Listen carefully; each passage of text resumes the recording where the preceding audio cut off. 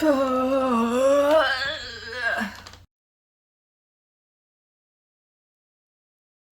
of a different angle today. I'm a bit further and not centered because I'm gonna be putting images in post because I'm not wasting my paper for this. And those are full color illustration too. But anyway, you guys don't know what I'm talking about. I know what I'm talking about. I'm descending into madness and dragging you guys alongside with it. So, hi everyone, I'm Ying Ying and this is not a podcast. It's gonna be a knit and book. So like a knit and chat, but I talk about a book. And I have a script with me. I'm probably not going to follow it, but if I look down somewhere, that's because I'm looking at my script. And this script is like 13,000 words. More than any essay I've written for any classes. If you follow me on Instagram, you will know that I've been working on this for the past 2 days after I finished a book, Dark Rise by C.S. Pacat. This is the first book in the series, and the next book is coming beginning of November. So you might get another video if I get the book, but I don't know. Because this book is... First of all, this book is a YA fantasy.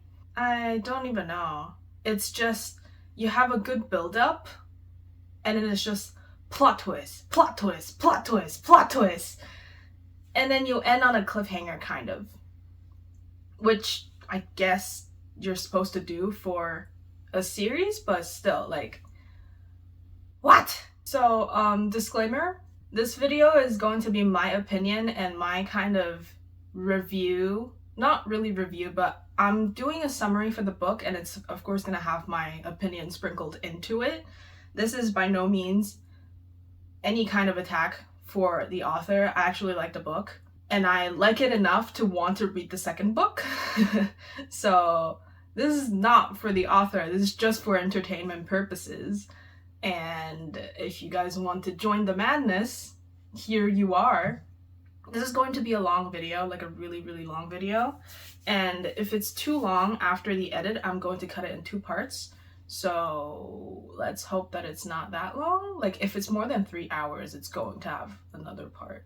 And before we start, last thing, this video is a summary of the book. So if you want to read the book and you don't want any spoilers, you need to click out like right now. Go read the book and then come back.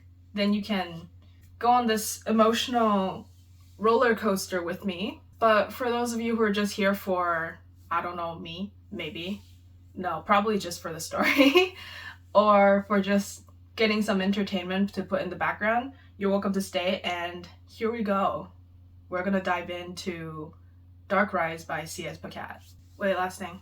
Maybe if you're interested, I'm wearing my Anchor sweater by Petite Knit, and the yarn is from the Wandering Flock. I have talked about this in a previous podcast. And I will be knitting my Moonset pullover, which I desperately need to finish. I'll be knitting just stocking the end around on the sleeve. Yeah, that's really it. That's really it. Okay. I need to start by talking about the characters because I don't think I'll be able to explain them properly when we're already in the story. It's sweater season, but why is it so hot? So first we have our main character, Will. Yeah, oh Will. Tortured soul. He is a 17-year-old boy, pale skin, dark hair with dark eyes, and he has really high cheekbones. Of course, he is hot because it's a YA fantasy. Everybody's hot in this book. Like, every time there's a description of a character that's like the main-ish characters, they're all like handsome with noble vibes, and I don't know, they're all hot. That's all you have to know. So Will is a 17-year-old who is a dock worker in London, and he's been on the run for the past 9 months after his mom's been murdered. We don't know why he's on the run, but the story starts with him basically being caught. Then we have the other main character, Violet. She is slender, boyish, and of Indian heritage. She has dark short hair, with dark eyes and freckles.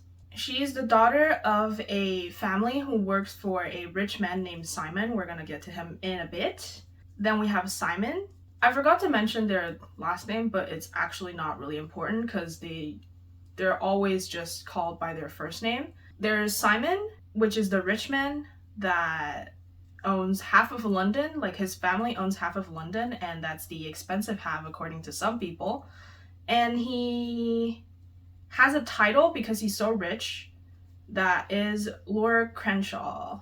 Also, his dad is a Earl, Edmund, just mentioning here. He doesn't really appear. He has a trade empire and he collects artifacts. That's all you have to know for now. Then we have Catherine, which throughout the book, you're gonna know that I really don't like Catherine. I do not understand why she's in the story. Well, she has a purpose, but she is Lord Crenshaw, aka Simon's fiance, and she's 17. I forgot to mention how old Violet and Simon are. Violet is 16, Simon is 37. So this is 1821 London. So this age difference is actually pretty common back then. And since Catherine is your typical rich girl, she is an orphan and she lives with her aunt and uncle. Basically, she's marrying into this super rich family for her family's prosperity. And she also has a sister who's 9 years old named Elizabeth. Okay, we're almost done with the character. We're not done yet. We have Justice, who is a Asian person, maybe Chinese, not confirmed, but he's around 20-ish. He is a steward, which will explain what it is in a bit. So like I said, he's of Asian descent and he has dark long hair and brown eyes. And we like Justice here because he's very kind. And he is, we'll come to learn, one of the strongest steward. I forgot to mention that he's looking for his shield mate named Marcus. Then we have Cyprien, which I do not know how to pronounce his name properly, so this is what you get. He is a steward novitiate, basically stewards in training, and he has olive skin, green hair, and long dark hair that's curly. Then lastly, we have James, who is 17, hot like everybody else. He has gold hair that's like chin length, I would say. Well, you have an image, but for people who can't see, his hair is chin length and he has blue eyes. He works for Simon and he does magic because he is a reborn, and we will talk about what it is. People also call him the Betrayer. So these are the characters. Yeah, let's just get into it. So we open with the prologue. We're in the hold of a ship, which we'll come to know that is Simon's ship because he's rich and he has a lot of ships. On this ship, you have Marcus, which is Justice's shieldmate, and James, Simon's dog. So Marcus is chained to the wall and he is beaten and unconscious. James wakes him up with a splash of water. And to Marcus's horror, he's still alive. So Marcus has olive skin and long hair. He has this nobility about him. He is wearing this olden time knight uniform, which they called a livery. And his clothes are all torn apart and bloody because he's been beaten. So now James look at Marcus a bit taunting, a bit like playing with him. And Marcus just said, "Kill me." James, as a playful person that he is, asked him to beg for it. And he didn't think that Marcus would do it because he's a steward. They're happy to self-sacrifice anytime for good. The steward spent their life keeping vows and following rules, believing in words like noble and true and good. So Marcus says, "Please, James, please, for what's left of the stewards." James essentially just said no, and that he's going to kill all of them and stand by the side of Simon when darkness takes over, and he is going to be by his side when he rules the world. So that's fun. Then Marcus, in his desperate attempt, used all his strengths to try to get out of the chain. But after trying, he wasn't succeeding. "You're not Simon's right hand," said Marcus. You're his worm, his bootlicker. How many of us have you killed? How many stewards will die because of you? Everyone but you. Marcus realized what he's saying and his face turned completely white. And then he just stared at James silently, without saying another word. James, who's satisfied for whatever he's done to Marcus emotionally, he started walking away because he doesn't care anymore. And before he steps out the hole, Marcus says, "The boy is alive. That's the trouble with you stewards. You always think there's hope." Okay, that's the prologue. And like I said, we're in 1821. So we open chapter 1. This is 3 weeks after Marcus and James's conversation. We open with London on a dock where the workers are busy doing their thing. A ship that is Lord Crenshaw, aka Simon's ship, just arrived. And Will and his dock workers friend, are they friends? They're just co-workers. They get ropes and other stuff ready to stop the ship and to bring the cargo off the ship. And they were just casually chatting about what they were going to do after work, if they were going to get some alcohol or maybe some meat if there is, when suddenly a loud crack and a rope snapped. So barrels of cargo just started tumbling off the ship. There's barley, cork, rum, but most importantly, gunpowder. So chaos ensued on the dock, and one of the dock worker, Beckett, yelled at Will to go get some ropes. So Will, he went to the warehouse looking for what he wanted to look for, and he stumbled across a mirror. It's a old-timey mirror that's made of metal, so it's not made of glass. So the reflection is pretty wobbly and blurry. Just as he decided that there's no ropes around there, he saw a flicker in the mirror. So of course, he's curious. He went to investigate, and all of a sudden, he sees someone in the mirror. It's a lady in a room with gold candles around her. She has gold hair that's shining under the moonlight.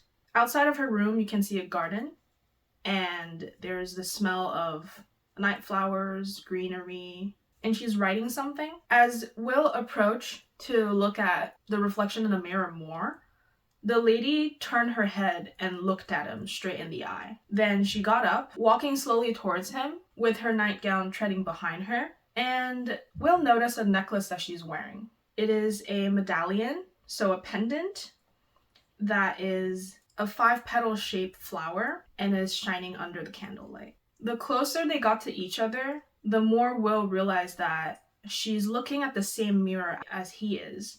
Then he heard somebody's voice said, "Who are you?"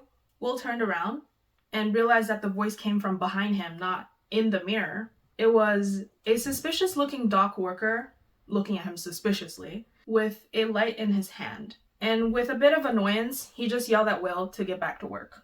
He blinked, and the warehouse is just as usual. There's no reflection in the mirror, no lady, no room, no garden. And he didn't know if he had imagined it. So because of this incident of him slacking off, he got a pay cut, because that's just how it is. And he will be doing 3 weeks of the most physically taxing jobs on the dock. Every day is just work with no time for food. All he has energy to do at the end of the day is dragging himself to bed and just passing out. He has no time to think about the lady or the reflection. Then one day after work, he's tired.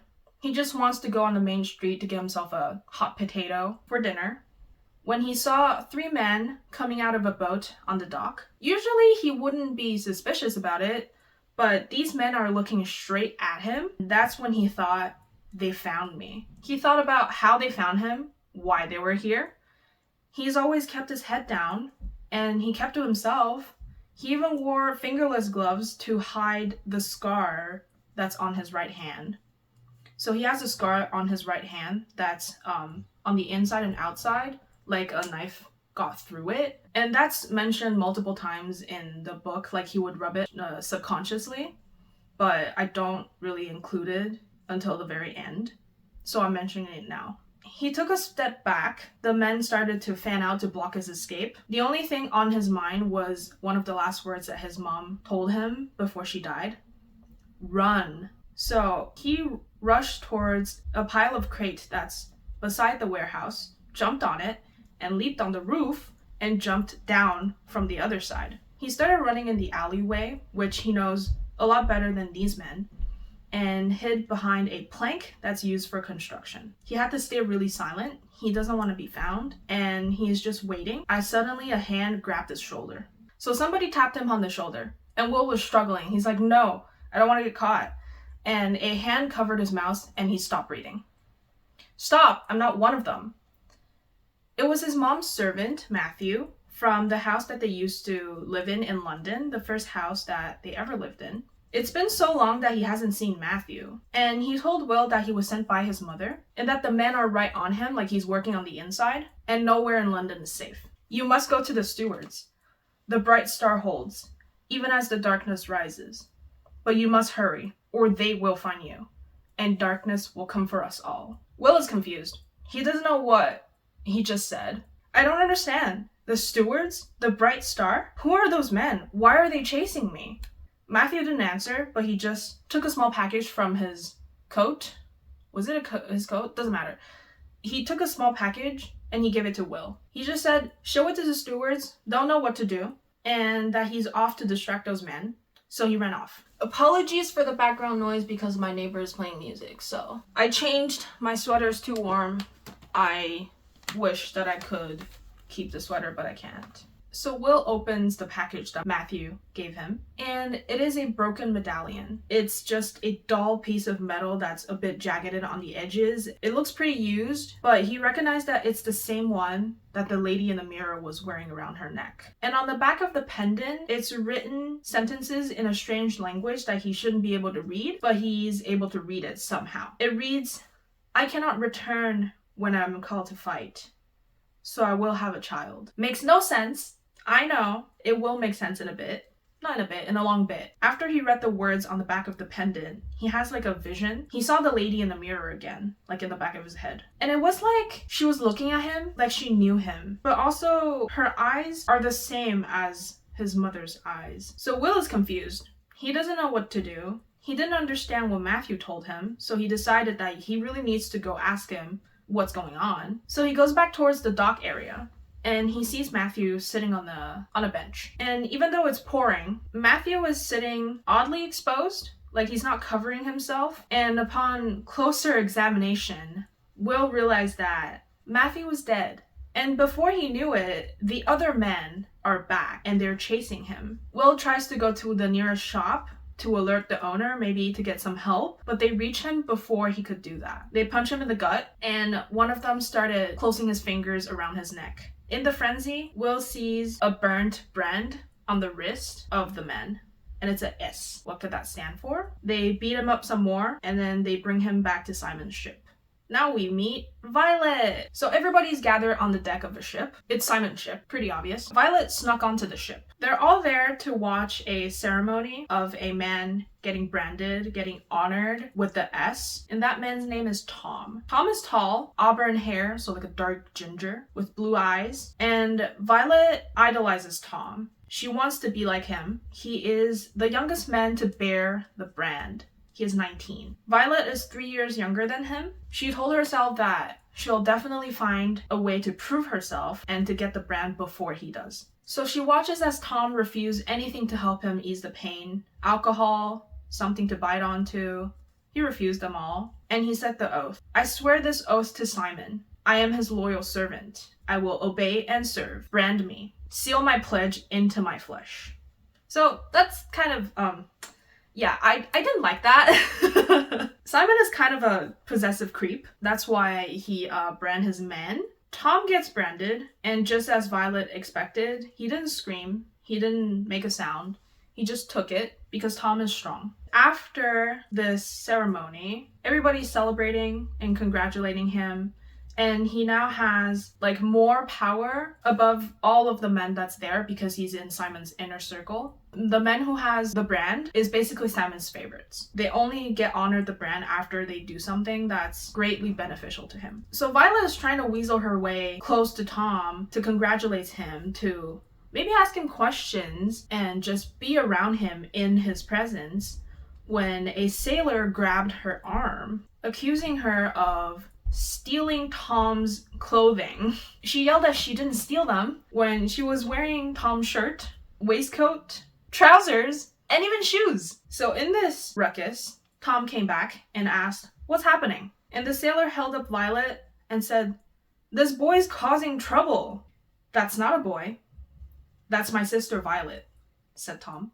Tom and Violet are half-siblings, they're brother and sister. In the character presentation thing, we know that Violet is Indian. For all we know, they share the same father. But between Tom and Violet, they only share their freckles. So Tom, like I said, white, auburn hair, blue eye with freckles. And Violet is slender, very boyish. She felt really small next to Tom. She has darker skin, dark hair, and dark eyes. So Tom is really angry that Violet's on the ship. Violet could see that there's something that he's not telling her, but he just scolded her and tell her to go home. And that's when everything happened. They're under attack. Swarming over the side of the ship, up grappling ropes and planks, came men and women dressed in a white starburst livery.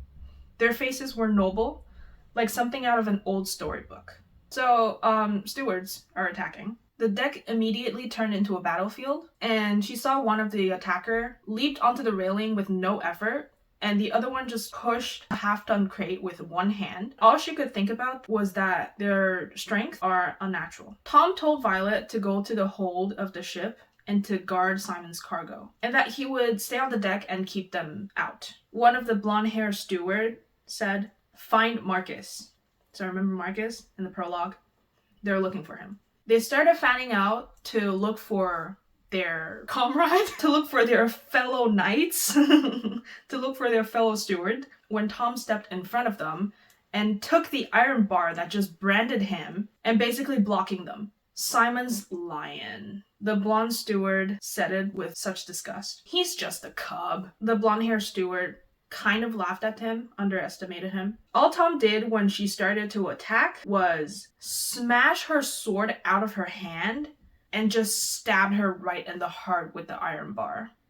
And that was Violet's cue to go to the hold. So she goes to the hold. Her job is to guard Simon's cargo, but she doesn't know what's in the cargo. There's just boxes and boxes of stuff. And like I said, Simon likes to collect artifacts. So he goes all around the world and dig up ancient artifacts and just bring it back to London to either trade or keep in his personal collection. We don't know. In the hold, she feels a dark and cold presence that kind of draws her to look for what it is. The deeper she goes in the hold, first she noticed that there's water in the hold where there shouldn't be. It's ankle deep. That's already a little concerning. But then she sees a boy that's chained to the wall. "What's happening?" the boy asked. "The ship's under attack." "By who?" Violet didn't answer. She thought that the boy was there because of a good reason, because Simon is a good man. He was probably a thief or like a rival business owner's minion trying to steal information or something. The boy then said, "My name's Will. He's going to kill me." Violet deflected him.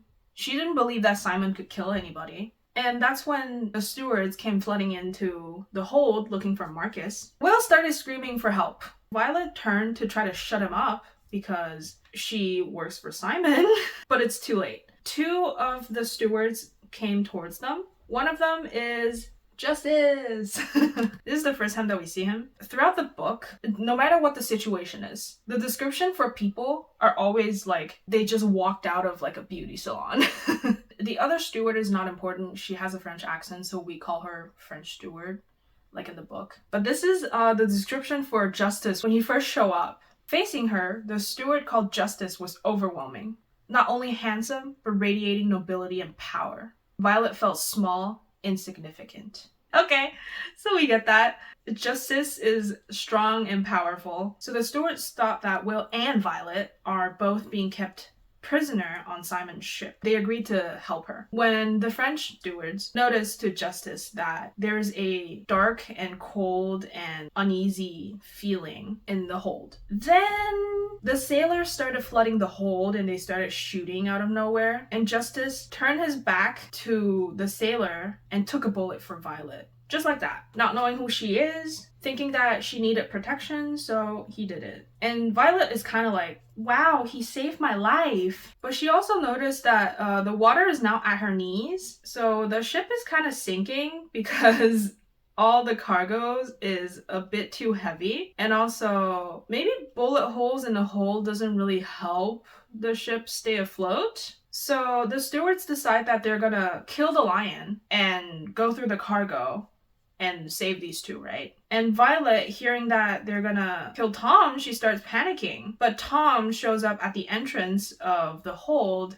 and basically saying, "You shall not pass," and started fighting with Justice. Just like we saw with the other stewards and their quote-unquote unnatural strength, Justice picked up Tom like a doll and threw him across the hold. The impact broke woods, the beams, and it just came crashing down on Tom. And this, of course, doesn't help the sinking ship. That crate that has the thing that made them feel uneasy, it came crashing open. And then something fell out of it. People around it just started dying. Like their skin was rotting, they're super pale, and then they were puking black stuff, like their organs just puddles inside of them. Violet saw that it was a black blade. The metal part of the blade came out of the sheath just a tiny bit. Then the blade started releasing black flame that's just thrashing the boat, destroying everything and killing everything that's around it. Justice and Tom are still fighting, but it was pretty one-sided, with Justice just gut punching Tom because he's very obviously stronger. And Violet, wanting to save her brother, tackled Justice. In this surprise attack, Justice lost balance and knocked his head on a crate, losing consciousness, and he's just floating around face down. Then Violet grabbed Tom, trying to get out of the hold, when he saw Will trying to get to the blade to resheath it. Violet couldn't help but wonder, if it's already killing people when they're not even touching it, what would happen if someone touches it? So Will stretched out his hand with effort, and he was going against the black flame. When he was 6 inches away from the blade, he just staggered, because the chain that's around him, it's not long enough. Violet was thinking that she's doomed everybody by not letting Will go earlier, and just as she was thinking about that, the blade that 1 second ago was still 6 inches away, now just jumped to Will's hand. He was able to resheath it and everything stopped. But it took a lot of effort, and he feels like at any moment it will want to open again. So he yelled at Violet to get out of there. She did, and she got Tom on dry land. Yeah, he's not dead, but she immediately feel like she has to go back for Will. So she went back for Will, who is neck deep in water. The ship was sinking really fast. He's found a way to lock the sheath around the blade, so good for him. Violet told him to just throw the blade into the river, because we don't need this mass destruction thing out there. So he did, which is dumb, but it's whatever. Then Will was all like, "You came back for me." And Violet is like, "Well, you saved my life, and you saved everybody, so I had to come back for you." Will was like, "But you don't have a key." Violet said, "I don't need a key." She just, tear the chain apart barehanded, because guess what? She's also strong like her brother. She's also a lion. After Violet's freed Will, he passed out, and Justice just pop out of nowhere and be like, "Take my hand," and then he rescued them. So Will wakes up in an inn. Oh, I was about to skip over Catherine. These three are saved, but we have to go through Catherine for a little bit. This chapter, nothing much happened. It's just pretty much background information about Catherine and Simon that I already explained. Catherine is visiting the new house that Lord Cranshaw, her fiancé, Simon, is giving to her and her family to live in before their marriage. And we get a bit of info about her background, like she's an orphan. She has a sister, Elizabeth, which I already talked about in the character explanation. So let's move on back to Will. Will wakes up in an inn. Beside his bed is Justice, and behind him is Violet. He still doesn't know what's happening, and Justice gave him a cup of water that's dripped over a piece of stone. This stone was used in an ancient battle to heal people. It was used so much that the jagged edges are now smooth and worn down by the water, and that one day the magic in this thing will disappear as well. So magic, he said. Justice talked about the fact that he was looking for his shieldmate Marcus, and that he found Will instead. Then he dropped the bombshell that Simon is evil, that he's been looking for a mother and a boy, and he's found them 9 months ago and killed them both. But he thinks that Will is the boy and he escaped, which he is correct. Justice still doesn't know that Violet is a lion. He still thinks that she's just a innocent victim that's held captive with Will in the hold by Simon. Will lied for Violet because she saved her life. And he knows how bad it would be if he knew that she's a lion, that she's an enemy. Because the way that they spoke about Lion is like they wanted to trash them and burn them. And we get the reason why. So we get a history lesson from Justice. And that's as much as he can say for now, that a long time ago, the world has magic. The world was full of wonder back then, but then a dark king rose and started destroying everything. His shadow and darkness stifled out lights one by one, and there was only one left. So one magic flame left. It's called the final flame. And quote, there, those on the side of the light made their last stand. So the heroes fought, and until one of them self-sacrificed to take down the Dark King. We don't know how, but the battle cost the world of magic basically everything. It destroyed the land, and in terms destroyed magic as well. And as time goes on, humanity took over, they built city, and they started civilization, but they don't know about magic. He also just casually mentioned that Simon is a descendant of the Dark King, and that he wants to restore his kingdom and bring the king back. My order are all that's left who remember. Only we keep the old ways. And it is no accident that the Dark King reaches his hand across time now, when our numbers dwindle. So, the stewards, they have not much left, and the dark power is on the rise. So that's very cool. World domination. Justice's coat kind of slipped it a little bit, and it showed off a star that's on his collar, on his uniform. And Will came to the realization that he is a steward. Remember what Matthew said? The bright star holds. It's our sacred duty to stand against the dark. But if Simon succeeds, we will not be enough. The last time the Dark King rose, all fell before him. The only one powerful enough to stop him was a lady. Will finished his sentence. She looked at me like she knew me. You saw her? In a mirror. She was wearing this. Will took out his medallion, just to kind of freak out. He's like, show it to no one else, and I must take you to the Elder Steward. We leave after dark. Then they kind of turn around to look at Violet to be like, you in on the plan? But she's gone. I need to explain a bit about stewards and lions because I don't think I ever explain it from now on. Basically, stewards are fighting for the light, and lions are believed to be the Dark King and Simon's fighters, so they fight for the dark. And that's why they hate each other. Violet decided to leave after listening to all this weird talk about magic, and that it couldn't be real because Simon is not a bad man. He doesn't kill people. And she couldn't stand that Justice was talking about Tom like he was a monster, because he is not. He is just her kind brother. But then she remembered Tom driving the iron bar through the woman's chest. She went back to the deck and realized that they were dredging the river trying to find the blade, the boy, maybe her. She wanted to find Tom, but instead she found her dad talking to the captain of the ship, Maxwell. He sounded pretty frantic, like he really wanted her to be back, like he's worried about her. She was about to come out of the dark and tell her dad, hey, I'm here, until he said, I need that stupid mongrel back alive. And that kind of just shattered Violet's whole world, because her dad's always been kind.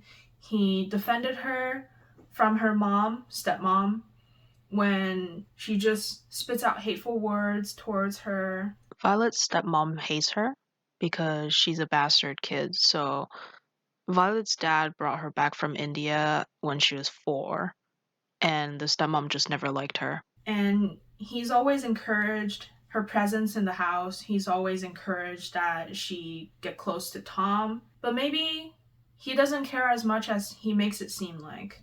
Tom may be of lion blood, but he can't come into his true power without killing another like him. I haven't kept that bastard girl around in my house, humiliating my wife and jeopardizing my social standing, only to have her die before time. So, great. Her dad brought her to London just to have her killed. Lovely. And then Will grabbed her from behind. He's heard everything. After a little bit of convincing and the desire to get answers, Violet decided to go with him back to the steward hall. So the three of them is getting ready to leave London after nightfall, and that's when James came to the dock in a shiny black carriage, and there's three odd men beside him. The contrast in the people in that scene must be really striking, because here's a description of James. He was beautiful, a golden beauty. He might have been carved from fine marble by some master, but there was no one in the world who looked like this. So he is handsome and gorgeous and pure like a Greek statue. Okay, so the three men that's around him are kind of odd. They look kind of dead with like sunken eyes and stuff. And they also have odd piece of a black armor on them, and they give off this cold and dark and uneasy, eerie feeling. And James proceeds to look for Will with his power. He peeled off his gloved hand and reaches out, kind of gathering the spidey senses, kind of gathering the power, just feeling, like sensing where Will is. And Will, thinking that he needs to stop him before he finds him, he sees a crane that has barrels on it. So he decides to cut the rope on the crane, and a barrel, like a half-ton barrel, just came crashing onto James. And what the guy does, all he does is move his hand mid-air. Can you stop eating my yarn? So all he does is move his hand mid-air and stop the barrel. He's obviously very pissed off. He crashes the barrel onto the side and said, "They're here." Justice just said, "Go," and they started running across the shipyard. They came across like a loading yard, and there's a horse there. Justice straight up just steals the horse, which apparently the horse is a breed of war horse that they used back in the Middle Ages. They determined that the weird guys in weird armor, which are called remnants, they're only here for Will. So Will is going on horseback to distract them, because those people are also on horseback. Justice and Violet is going to slip away. They're going to meet at the steward hall. Need to add some side note about the remnants. So I talked about how each of them wore a piece of armor. That armor comes from the Dark King's inner guard. It's an evil set of armor, and usually anyone who wears it dies, so the armor kind of controls the person wearing it. It also has the power of killing anything that it touches, so that's fun. So he said, you have to cross the River Leia, go to the Abbey Marsh. There will be a gate, and they'll meet there. And Justice basically just sent him on his way and be like, trust the horse. So off they go. They cross the river. The horse just jumped straight to the river, carrying Will, and the remnants followed them. They arrive to the marshland, but there's no gate. But then he sees them. There they are, 12 stewards on their white horses, looking like angels descended on earth. They all wear stars and long spears. Will rode past them. They didn't really stop him. They were focused on the remnants and stopped them from going with like an invisible barrier. But once the remnants gave up and they left, the attention was turned to Will. Their leader told him that he has trespassed onto steward lands and that he has to state their purpose and that they're going to escort him out. Will immediately explained that Justice has sent him when a young steward jumped out of the crowd. What do you know of Justice? Have you taken him? Have you taken him the way that you took Marcus? Cyprian. The leader stopped him. So that was Cyprian.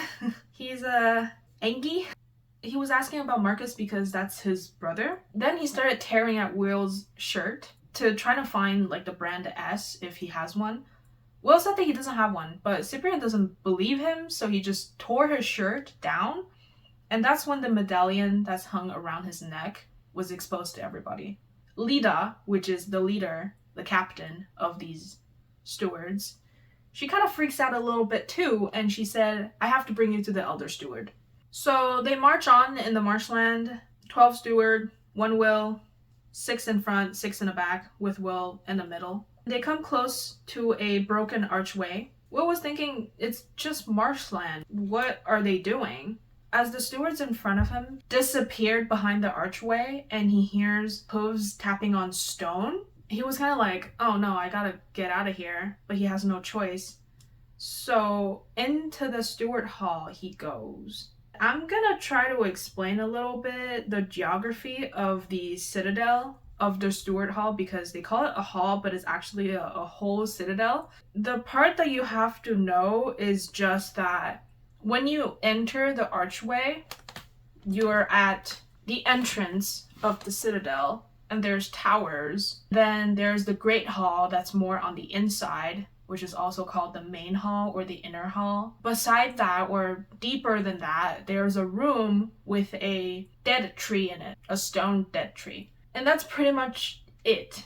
So they bring Will to the main hall, where it's like a throne room with like super high ceilings, giant windows, and there's 4 thrones that are elevated, but they're empty. In front of the throne, you have a person sitting on a chair and another person standing beside her. So the person on the chair is an old lady. She has long white hair. It's worn in the steward style, as they say. So basically they just tie half of their hair up like this, and the other half is just flowing up behind them. That's the steward style. She's wearing her hair like that, and she's wearing a white tunic. Beside her is a middle-aged man wearing blue that people call the High Janissary. His name is Janik, and he's like a bitter middle-aged man who doesn't really trust anybody. Justice is already there, and he is giving a report with Violet next to him. He was explaining the situation. Janik just was not taking any of it, and he was really angry that he brought outsiders into the hall, because there has never been outsiders in the hall. Everybody that's in the steward hall has blood of the steward, so they're descendants of the steward from the past. Also, only people who has blood of the steward can get past the archway. For outsiders to get in, you have to have a steward allow you to get in, or else you're gonna walk across the archway and it's just marsh on the other end too. So Justice is explaining the situation about Will, how he sheathed the corrupted blade, and Janik didn't believe him, said that anybody who touched the blade is gonna die. I need to explain a bit about the corrupted blade. So, the corrupted blade was not corrupted to begin with. It was a sword that was forged in the ancient war to kill the Dark King, and it was originally called the Blade of the Champion or the Sword of the Champion. There's a line in the book that says the Sword of a Champion bestow the power of a champion. So I think if somebody is like supposed to be the champion to kill the Dark King, they would be able to wield the sword. He also talked about Will's hawthorn flower pendant and told him to show it to people. That's when the elder steward spoke and asked Will to come closer. She asked him, what's his name? Will Kempen. Eleanor Kempen's son. You knew my mother? The elder steward know Will's mom. They realized that Will didn't know anything about who he is, the world of magic, how everything works. So, yeah, I thought that's a great way to bring up your kids when you're a lineage of the people who were supposed to defeat the Dark King by, not telling them anything. Since his mom is blood of the lady, so the lineage of the lady, which is the person who defeated the Dark King, by default, he is also blood of the lady because he is his mother's son. According to the elder steward, that's why he can read the ancient language. They talked a bit about Simon's attempt at bringing back the Dark King about, 20 years ago, before Will was born. His mother and aunt fought Simon to stop him, and they succeeded, but Simon also killed his aunt back then. That's when his mom and Will started running. So based on this, Will being the blood of the lady, he get to stay in the hall with them. The elder steward decided that there are people in need, so they will help them, including Violet, but nobody knows that Violet is a lion, so she's just hiding that from everybody. Thus begin their journey in life behind the walls. Behind the walls? Yeah, there is walls. Behind the walls in the Hall of Stewards. Janek is super pissed about it. So the next day, after an actual restful night of sleep and some food, Justice brings them around the hall just to explain what's what. We go back to the main hall where Justice explained a little bit about the 4 thrones, that there used to be 4 kings. 3 of them got corrupted, 1 of them got lost to time.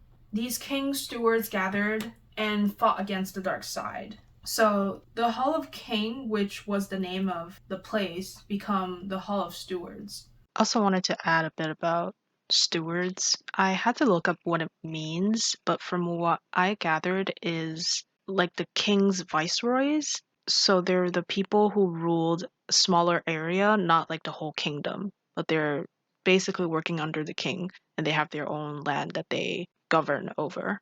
Maybe it's just me, I didn't know what it means. And he also talked about how stewards take vows of loyalty, protection, and celibacy, and that's why their numbers dwindled and the blood gets weaker because it mixed with humans, which I'm like, why don't you just make babies between you guys? Because that would make a lot of strong steward blood, baby. But that's not the point, because Violet feels like somebody's watching her, and she turns around. She sees a face just suspended in the air. She got confused a little bit and realized that it was actually a face of a lion on a broken shield. What's that?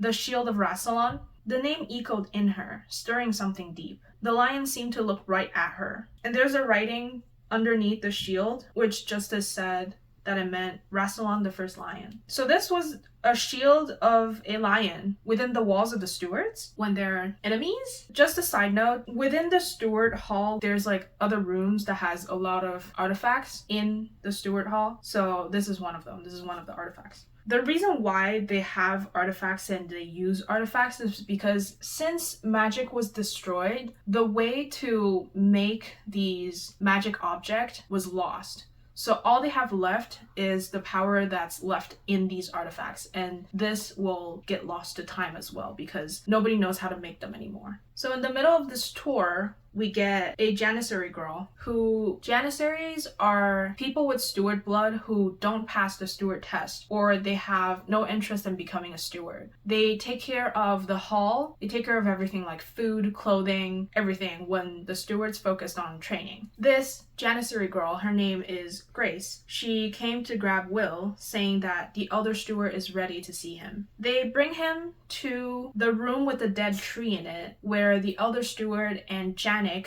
the high Janissary, are in there waiting for him. The elder steward told Will to light up the tree because the tree is a hawthorn tree, which is a symbol of the lady, and that one died alongside with her, and only the blood of the lady is able to light it up and make it bloom, thus showing that they are blood of the lady. Will put his hand on the tree. He put everything into it and willing it to light up, but it didn't light up. And Janek was practically laughing because he didn't believe that Will was blood of the lady. The other steward just said that he needed training. So cue the training montage. For the next 3 months or a few months, my brain thinks that it's 3 months, but it must be a few months because after the time jump thing, Violet's hair is long enough to be tied in a steward way, so it's been a few months. So in these few months, Will focused on trying to move a candlelight, like the elder steward instructed. And every time that he tried, he doesn't succeed. The elder steward told him to reach within him. Inside of him, Will has a stone door that he can't open. Is it that he can't open it because he has trauma,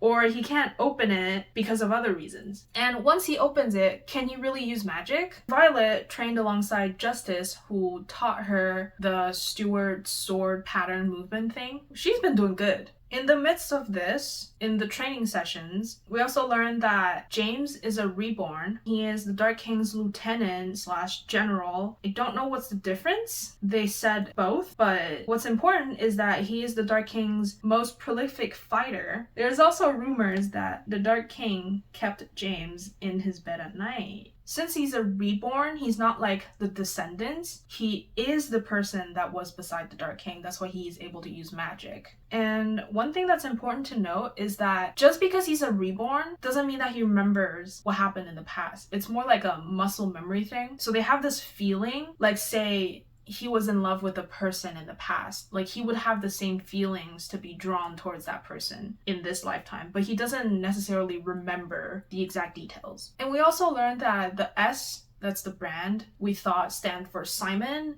actually stands for Sarshan, the Dark King. So a few months has passed, like I mentioned. Violet learned the entire Steward sword fight movement pattern thing. Will is still feeling sorry for himself because he can't move a candle flame. They made some friends. There's Emery, Beatrix, and Carver. And then we learned that Carver is about to take his test a year early. So stewards are supposed to take their test around 20. That's when they're gonna be ready. But if the blood is strong, they will be able to take it earlier. Carver's blood is strong, and since their number is dwindling, they would need all of the people that they need. So Carver's 19. They were saying that Cyprian would be able to take his test in a month or so, and he's 16, so his blood is super strong. He was born within the hall by Janissary parents. That was what I was saying! You could have babies in the hall, and the stewards are the strongest with the blood, so if you make Stewart's baby, they're gonna be super strong.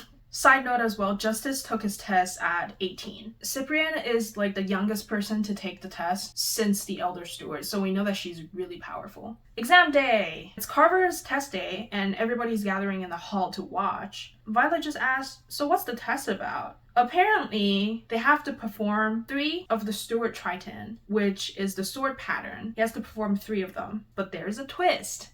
They're gonna put a belt on him, and the belt is made with a sliver of metal that is the same metal from the armor of the remnants. But since the belt, it's not like a whole piece of armor, it's not gonna kill him, but people who are not strong enough will straight up go on their knee and not be able to do anything. Carver's blood is strong, so he successfully performs the 3 Tritons. The Janissaries and the Elder Steward, I think, and the High Janissary came congratulating him with a cup. They bring him to the back. They do this ritual thing where Emery and Beatrix explain that the cup is what gives the stewards their power. The rite is top secret. You take the vow, you drink from it, and you become a steward. No novitiates or Janissary have ever seen the rite. Even the vow is secret.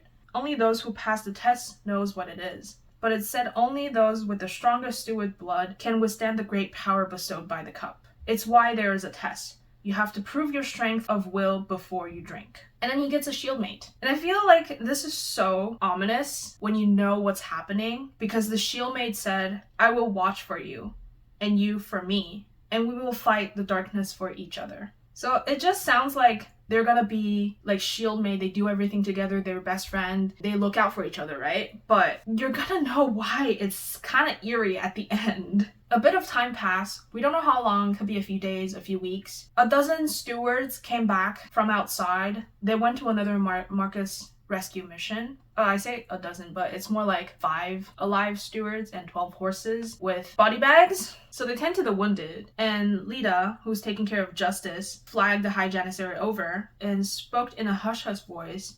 High Janissary, if we don't free Marcus soon, he...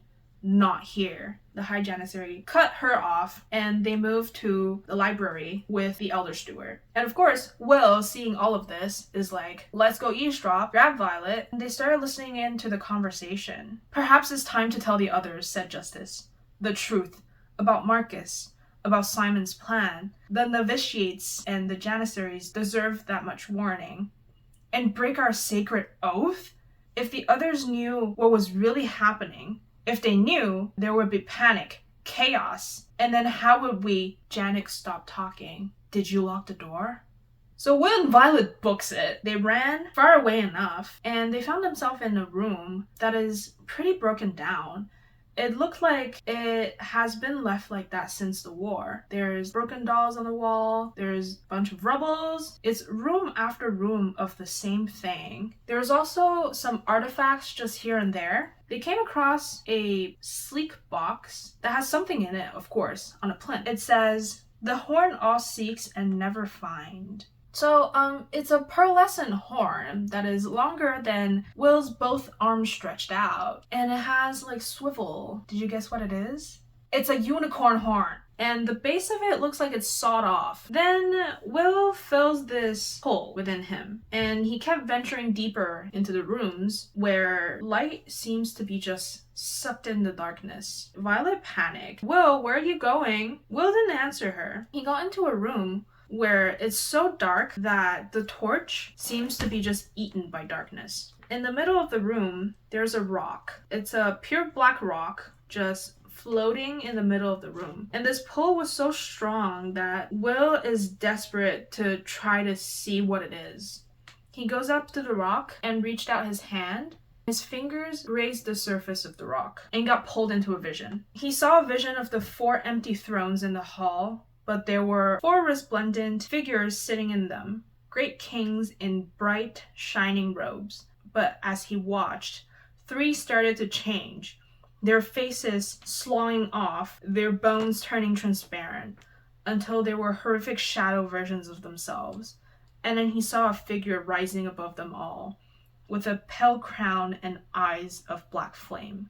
Okay? The elder steward pulled him back and told him that touching the stone would kill him. But Will knows that he has touched the stone, but he's not dead. This is the darkest and most dangerous object we possess, said the elder steward. This is the shadow stone. Okay, I gotta explain the vision. So what Will saw was the 4 kings that were in the ancient time. So I said 3 were corrupted and 1 was lost to time. The 3 who were corrupted was offered power by the Dark King and they took it. But after they died, they turn into shadows and they're just the Dark King's slaves. They do whatever the Dark King wants them to do. And since they're shadows, they can't be defeated by actual objects. They have to be defeated by magic. And since now nobody knows how to use magic, the shadows can't be defeated. Summoning a shadow would be the first step to bring back the Dark King, because the shadows will herald the return of the Dark King. Will and Violet return to their room after getting caught on trespassing? Is it trespassing? They're just wandering around, finding out stuff that they shouldn't be finding out. Will said, "It's Marcus." Violet doesn't know what he's talking about. I swear, Will is Detective Conan. He's 5 steps ahead of everybody, and he always just work his little brain and think about all the right answers. So he says that the reason why Simon captured Marcus is because he needs to summon a shadow. And Marcus, since he's a steward, he would know. They come up with a plan for Violet to go find out where Marcus is, because the stewards has not been able to find Marcus the whole time. But since Violet is a lion, maybe she can dig around in her dad's office to try to find out where Marcus is, because her family works for Simon.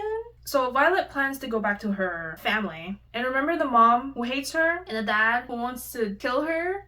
Yeah, that family. Violet and Will leaves the hall together and they go to an inn where Will will stay in safety when Violet goes back to the house. Then we cut to a short chapter with Catherine, because we can't get into the action that fast. Catherine is getting her feet fitted for shoes in one of the high-end shoe store in London because her fiance is rich. In the middle of fitting shoes, her lady's maid / handmaiden, Mrs. Dupont, got a message talking about a boy, and she just left Catherine in the shop. Then Catherine started panicking because 1821, as a 17-year-old fine young lady without a chaperone, is the most scandalous thing ever. And she doesn't want to tarnish her family and Simon's reputation, so she thought, I'm gonna go wait in the carriage. So she goes outside the shoe store. Mrs. Dupont has taken the carriage. It's gone. Now she's even more panicked because the shoe store owner is like staring at her weird. At this moment, somebody took her hand and said, "Cousin?"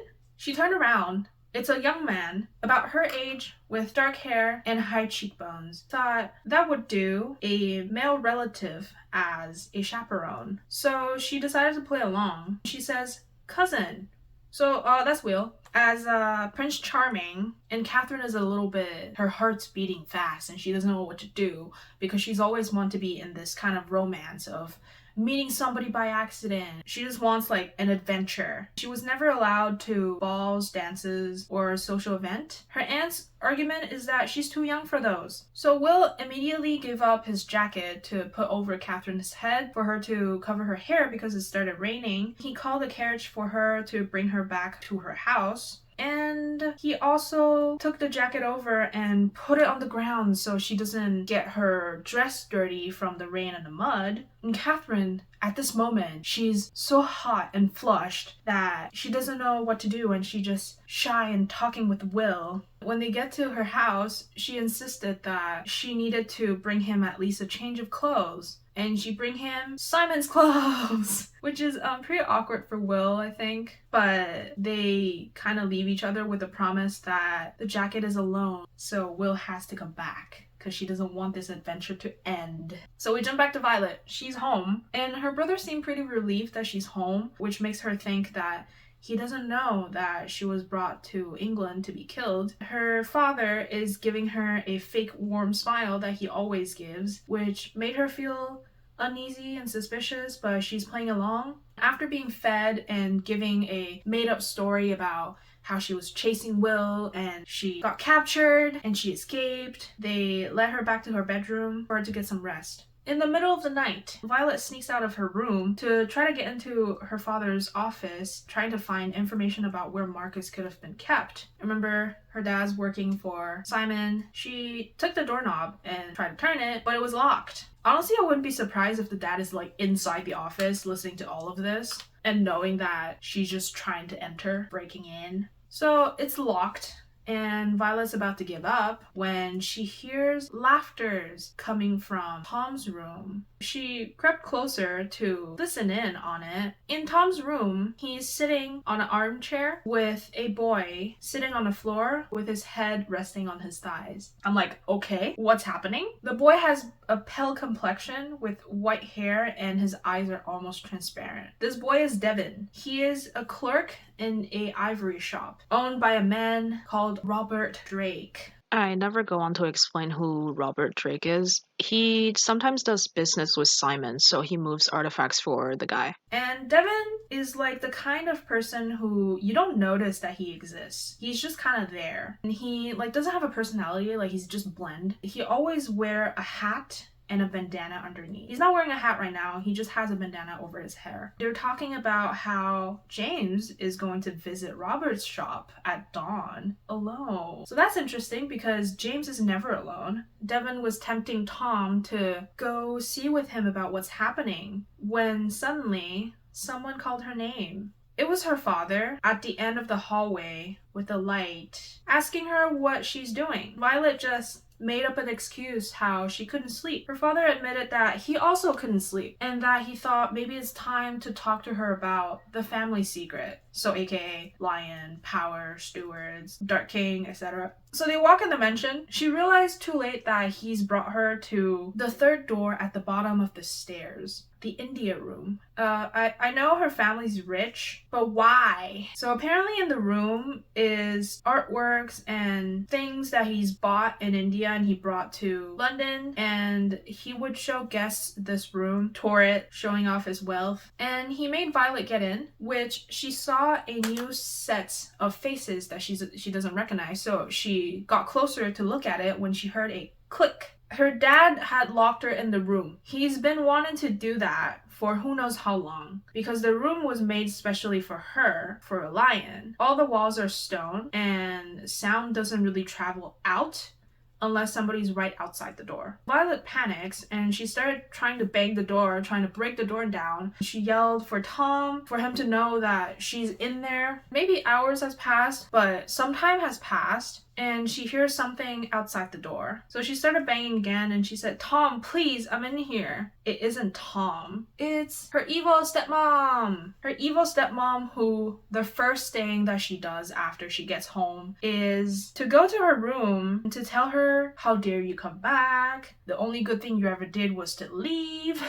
Typical words of a very loving mother. She's still very angry about Violet being in their home because she's always hated her. Violet basically promised that she would leave the house and never come back. The stepmom let her out and she scrambled and ran away from the house, thinking about when she was young at her first needlework lesson, how she embroidered the word mama and gave it to her. But what did she do? She threw it into the fire. Great mom. Violet is back at the inn. She talked to Will about James being alone at the store. So they hurry back to the steward hall because they want to tell people about maybe they have a chance to capture James because he's alone. So they ride back to the marshland and there is a dozen steward out. Maybe they're patrolling or something. But as Violet told them that James is going to be alone at dawn, they didn't react. They didn't do anything. They pointed their spears at her. She's confused. She doesn't know what's happening. What is it? Why aren't you listening to me? Because you're a lion. So everybody is looking at Violet like she's a murderer, like the worst one. We don't know how they found out that Violet's a lion, actually. It's never said. So after some struggle with Violet knocking a bunch of them out and Will getting knocked on the head because he's trying to protect her, they restrain Violet and put a pair of manacles on her. And immediately she felt weak. And we learned that the manacles are like an artifact and it suppresses magic. So they blocked Will and Violet both in the cells, which also has the same effect as the manacles, and the walls are made of obsidian, so that's pretty cool. Justice just told her that basically that he doesn't give a shit, that she's a lion, and they'll decide her fate. So Will wakes up about an hour later, and he's trying to stand, but he couldn't. Violet noticed that it wasn't because of his head wound, it's more because of the manacles and the cells. It was somehow affecting Will more than it was affecting Violet. And they were just talking about like what's going to happen when Cyprian walks in with a set of keys. He decided that he's going to give them the benefit of the doubt because every mission to rescue Marcus has failed. The stewards don't know where he is or how to get him back. Maybe you were lying when you said you had a way to find him, but maybe you weren't. So the three of them go on an adventure. Cyprian frees them and they ride to London with a stolen Stuart livery. They also changed before they reached London. So only Cyprian is wearing the blinding white Stuart livery. In the middle of London, like an ancient knight on a pure white horse. Will get to Robert's shop alone because he's supposed to be the bait to lure James out. And Devin is in there. They talked about ivory and how you have to kill to get it. And they talked a bit about unicorn because there's a unicorn horn on the wall. Apparently it's fake. It's from a narwhal. Devin said that in his lifetime of seeing piles of horns, none of them are real. Devin's like 15, so I don't know what he's talking about. Will only need Devin to recognize who he is for Devin to like alert James. As the conversation went on, Devin started to recognize him, so Will excused himself and left the store. And outside the store, Cyprian is just standing there, and his argument was, if you really are blood of the lady, I can't be the one who lets you fall into Simon's hand.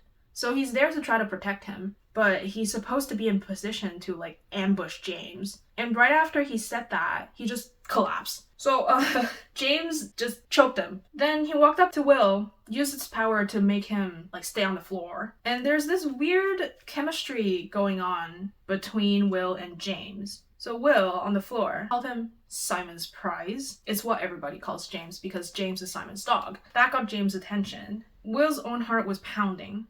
The scent of night flowers in the garden. Everything felt so familiar. Having James close to him was making him dizzy. He was aware of James strolling closer when James' long leg came into view. But yeah, there's this weird tension between them. So James was teasing Will and just having a casual chit-chat. He noticed his necklace and he started like playing with it with his invisible hand because that's James' power. The way that he uses his power is just there's invisible hands and he can control them. James teases Will that he can't use his power. He called him weak. Then in the corner of his eyes, Will sees Cyprian's sword just lying on the ground. He decided that if he concentrated hard enough, maybe he can move the sword towards James to create a distraction, like he moved the corrupted blade on the ship. He concentrated, he gets deep in his heart with the stone door, and he slammed everything that he had onto the door, and he gets a vision. Sparks of light on the dark field. torches amid the massive dark of army, and at his head a figure that at first he could not make out, but he somehow knew.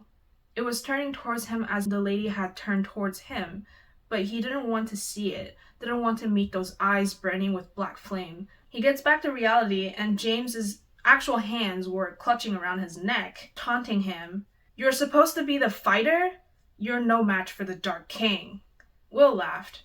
"I'm not a fighter, I'm the bait." Then Violet bonks James on the head with a weighted bag. They've brought the manacles, and they locked both sets on James' hands and bring him back to the steward hall. Will and Cyprian decided that Violet is the strongest and she needed to prove herself, so she has to be the one to bring James to the stewards. And it seems like the stewards kind of believe her from now on. They have James in the Great Hall. He's restrained to a chair with the manacles still on him, and they call the High Janissary. So Janek walks in the room, and the first thing that James said when he sees Janek is, "Hello, father. I met the boy you brought in to kill me." Janek is James's dad. So remember how I said that Janek is a bitter old man? That's because his son died 6 years ago, and he adopted Cyprian and Marcus. But his son didn't die. They found out that his son, James, is a reborn of the Dark King's general. So they chased him out of the hall. Janek didn't even look at James and just said, "That thing is not my son. Bring the box forward." They bring the box. The box that we saw in the room with artifacts. The box that has the unicorn horn in it. Apparently it's called the Horn of Truth. In Will's talk with Devin about unicorns, he said that if you hold the horn in your hand, you're compelled to tell the truth. James laughed. "Hold it? Is that what they told you? You have to do more than hold it. You have to stab me with it." Okay. So after some back and forth with Cyprian wanting to stab him and people saying that Janek should be stabbing him, Justice said the person stabbing James should be the person who's neutral to the situation. So Will said, "I'll do it." He stabbed James in the shoulder with the unicorn horn. So throughout this interrogation, we learned that Marcus is being kept at Simon's house in Ruthern, so that's his main house, the house that Catherine will be moving into after they get married. It's not the current house in London. And Simon's would be ready for a full frontal assault if they decide to attack and bring Marcus back. And James went to Robert's shop alone because Simon was looking for an artifact that's gonna make him basically the most powerful person in the world. And that a man named Gautier has it. So they kept going, and they want to know what the artifacts is. James is struggling, and he said, "I'd rather die than tell you." "You won't die," Janek says. "You'll simply tell us. That's how the horn works." You. James is looking at his dad, furious, and he says, "You want me to tell the truth? I will. I'll tell it to all the stewards in the hall." "Do it. I'll tell you why my father is so desperate to get Marcus back." So Janek realized what he's gonna say, and he just suddenly becomes panicked. "Pull it out." "I'll tell you why there are no old stewards," said James. "Why their lives are short, where they get their strength." "I said pull it out." "No," Cyprian stopped him. "Will, don't.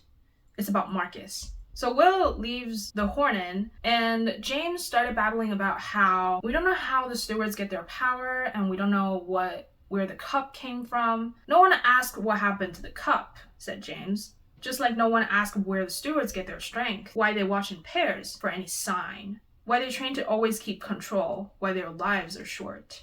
It's because of their oath, the oath they swear when they drink from the cup, to kill themselves before they start to turn." So essentially, the cup that the stewards drink from was a gift from the Dark King to the kings. The kings that got power from the Dark King that turned into shadows after they died. Yeah, that cup. And since the blood of the kings are super strong, they only turn after they're dead. But the blood of the steward is not as strong, and since it's been mixing with humans too, they don't have much time after they drink from the cup. So now everybody's panicking, because the novitiates and the Janissaries don't know about the secret because they didn't pass the test or they haven't gone to the test yet. And that's why Simon's got Marcus, because Marcus was starting to turn. He doesn't need information from Marcus. He just needs to keep him. And summoning a shadow was the first step to bring the Dark King back. After this revelation, they chain James in the cell. Will goes down there to ask who killed his mom. James revealed that it's actually Simon's dad, Edmund the Earl, which doesn't show up another time in here. There's also this weird thing that went on with James and Will, where Will always has this weird compassion for James, like he feels bad for the guy. Will asked him why he didn't have Simon's brand, and James said, he tried, I just didn't take. Will was confused. James said, unlace my shirt. So Will does. To his surprise, there's no wound made from the unicorn stabbing. James essentially said that he heals too fast and that Simon's tried too many times, but he's lost count because his skin just heals over. And then Will just started to feel bad for James. So in the main hall, everybody's panicking, and Janet is trying to keep everything in control. Cyprian demands to know how long Marcus has left, and they started discussing a frontal assault to the mansion in Ruthern to get Marcus back before he turns. Since Marcus is a steward and the hall opens for steward blood, Marcus would have no problem getting into the hall, and there's nothing that could stop him. Violet finds Justice on the side, and they start talking about Marcus, how Justice feels bad about it because he is basically the cause why Marcus is lost. They went on a mission together, and since they're shield mates, they did everything together. After the mission, they were supposed to go straight back to the hall because they have a curfew and it's against steward law to loiter. But Marcus just seems so happy, so Justice wanted to give him one night outside of the wall just for himself. He left him for a few moments and he was gone. Violet asked about his shield mate, and Justice said that he couldn't get one because Marcus is lost, he's missing. So Violet said that maybe they can watch over for each other. I was wrong to doubt you. You've never faltered, even when the stewards cast you out. I know that I've betrayed your trust, but I'd be honored to fight alongside you, Steward and Lion. So, I should have known when I read this. I should have known. Okay, Will comes up with a plan to go see Catherine to maybe be like, hey, can you give us access to the house in Ruthern? Catherine has been excited to see Will again. She's been going to the garden every day to wait for Will to come back and return the jacket. This night, she's standing in the garden, noticing how a few months ago, the leaves and flowers on the tree in the garden was still vivid and green, but now it's just dead because of winter. Then Will shows up, and he started explaining to her how he needs help from her to get access to Simon's house in Ruthern, that he's keeping a man there, that he's evil. Like, Will, you're so smart, but you're really bad at explaining things. How do you think that if you tell a person that their fiance is evil, that they're just gonna straight up believe you? So, of course, Catherine doesn't believe him. Will drop the he killed my mother card, but Catherine is still like, I don't believe you, because he's a stranger. Well, Simon is not much more of a stranger, but at least he's taken care of her. So Catherine argues that Simon isn't evil, and that she doesn't believe in Will, and that he's been lying to her the whole time because she realized that he's the boy that Mrs. Dupont was talking about with the messenger. And then she realized that she has feelings for Will. She had feelings for an enemy. Self-knowledge made her shiver, because she knew now that she didn't want Lord Crenshaw. She wanted this, danger and mystery, and something on the very edge of her understanding. I came for you. Will's dark eyes were tumult. I came for you. Maybe at first I thought, but the moment I saw you, it was like nothing else mattered. Will said it as if he was trying to hold the words back and couldn't. I know you feel it too. So they're drawn to each other, both of them. For some reasons, Catherine moved forward and kissed Will on the lips. A bright light burst around them. The tree in the garden lit up and started to bloom. Will jerked back, his eyes wide, and she was staring at him across a spray of white flowers out of season, still half aglow. Needless to say, Catherine was freaking the fuck out and asking Will what he is. Will just says it's a hawthorn tree. Mrs. Dupont started calling for Catherine because who's the bitch who's playing with fireworks in the middle of the night? Come with me. I'm not going to do that. So yeah, Catherine is not going to do that. And Will just said, if you feel you're in any danger, cross the river layer and come to the Abbey Marsh. So basically telling her to go to the steward hall if she feels like she's in any danger. Then Will goes back to join Cyprian and Violet, because the three of them went on an adventure again to come to Catherine. They all saw the light. They were confused. And they were like, Will, what happened? What makes you call the power to light up the tree now? Will didn't want to answer because he just got rejected by the girl that he likes. And Violet guessed it. Will, she's Simon's fiance. But she's also excited about it because she realized that Will's power is triggered by emotion. She said, on the ship, you thought that everybody was going to die. And with Catherine, you, Violet, kissed her. That's what happened, isn't it? Cyprian said, you what? Violet frowned. Matters of the flesh, you wouldn't understand. I know what a kiss is, said Cyprian, but he's blushing. Because Cyprian's been inside the wall the whole time. He's never been to London. He's been outside on 11 rides, according to him. They're excited that Will can use his power now, that he's going to be useful in the battle at Ruthern. So they return to the hall to tell the elder steward about this newfound discovery. And everybody's dead. Marcus's turn, and everybody's dead because of him. He attacked the steward hall and killed everybody. One single Marcus, one single shadow killed everybody. Except 3 people, but everybody. So they basically go through the citadel, trying to find survivors, trying to see what's happening. They get to the Great Hall where Justice died in front of the room with the stone tree. Why would you kill Justice? And Violet is also very distraught when she found out that Justice is dead because he's like her mentor and she blames herself for leaving him to face his darkest fear. Then they go into the room with the tree where there's just like a burnt imprint of something on the wall, and apparently that's Marcus. He's dead. Then someone said behind them, the elder steward fought it off. It was Grace, one of the elder steward's janissary. There's another one. She also survived. Her name is Sarah, but she's not really important. Grace said, now she is dying. If you wish to see her, come.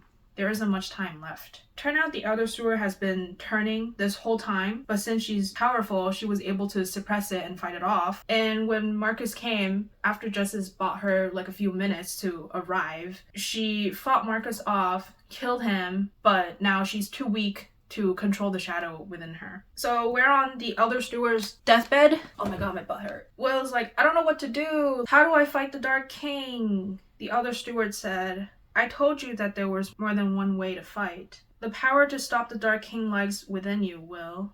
If I didn't believe that, I wouldn't have brought you into this hall. I hope you will remember that. When you make your choice, I hope you remember. Then she calls Violet to her bedside. You're the strongest fighter the light has left. You have it in you to become a true lion, as the lions of old.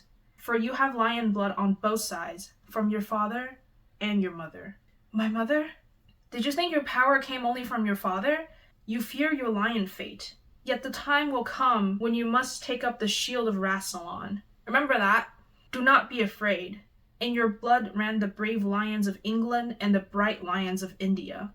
You are stronger than your brother. So, there's no explanation about this. I'm assuming that there's gonna be more in the second book because they don't explain the other side, the difference between the brave lions and the bright lions. I don't know. The whole book is just the lion fought for the dark side and the stewards hate them. That's it. So there's no explanation for that. Also, I don't remember Violet mentioning it to the elder steward or actually anybody that she has a brother, so it's kind of weird that she knows that. But also, she knows a lot more than she's letting on to, so. Last to Cyprian, you're the last of the stewards, the only one left to remember. Your road will be hard, and your trials will be great. I wish I could give you comfort. Instead, I must ask one more thing of you. Essentially, she asked Cyprian to kill her because that was Janek's job, but he's dead now. And Cyprian kills her. So they took the time to gather all the body, put them in pyres, and to burn them. They also noticed that Simon's men followed Marcus into the hall and took a bunch of the artifacts, including the Shadow Stone that has the Shadow King in prison in it. So that's fantastic. Grace somehow saved the cup out of all things. They burned the bodies, and Cyprian gave a few words. Go into the night as light, not shadow. Never again fear the dark.